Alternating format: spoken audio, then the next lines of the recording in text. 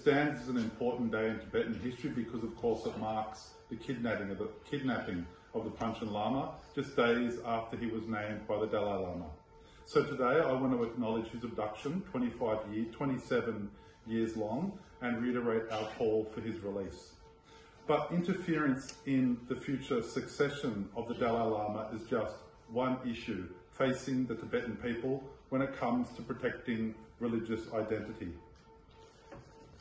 Prior to China's invasion in 1950, Tibet was an independent country with its own government, its military, its national flag and currency. But now Freedom House in 2021 has ranked it equally the least free territory in the world, along with Syria.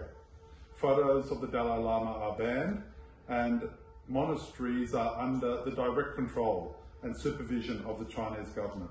And as this report outlines, there's a systematic top-down assault on Tibetan identity and religion, ongoing efforts by the Chinese state to systematically undermine religious freedoms in that country.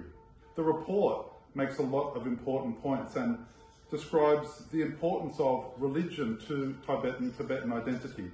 And I want to quote the report. Tibetan identity and religion are knitted together. Tibetan history and traditions are inseparable from Tibetan Buddhism, and for Tibetan people, their daily lives and cultural interactions are interwoven with religious identity. End quote.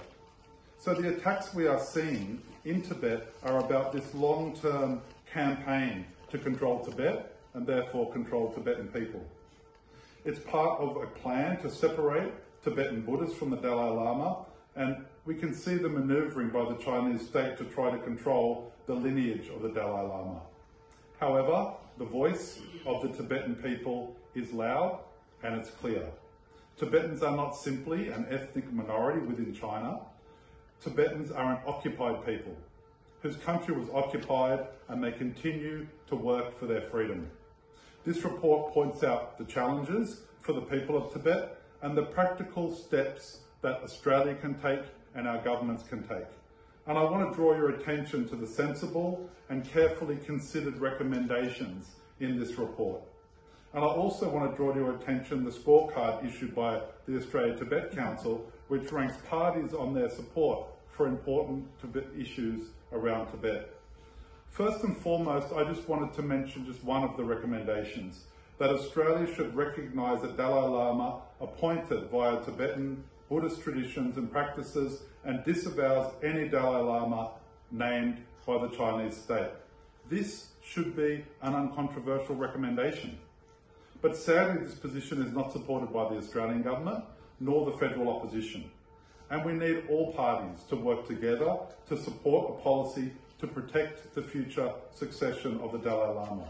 The report, of course, goes on to propose a range of other recommendations that should rightly be adopted by any government, whether the existing government or the new government post the federal election.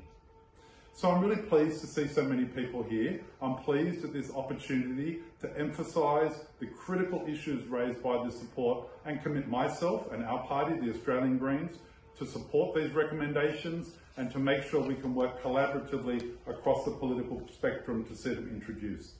And finally, I'd like to make a call on behalf of the Australia Tibet Council, something the Australia Tibet Council hasn't asked me to do, but to encourage you to realise that ATC is 100% community supported. It doesn't receive any money from our government or any other government. So please consider making a donation and providing support to the Australia Tibet Council, whether it's financially or some merchandise from their website. So in conclusion, I want to thank people for coming, acknowledge that it's an effort we need to continue to take up, and I want to encourage you to support the Australia Tibet Council because your support will make a real difference to bring about long-term change in Tibet. Thank you and good evening.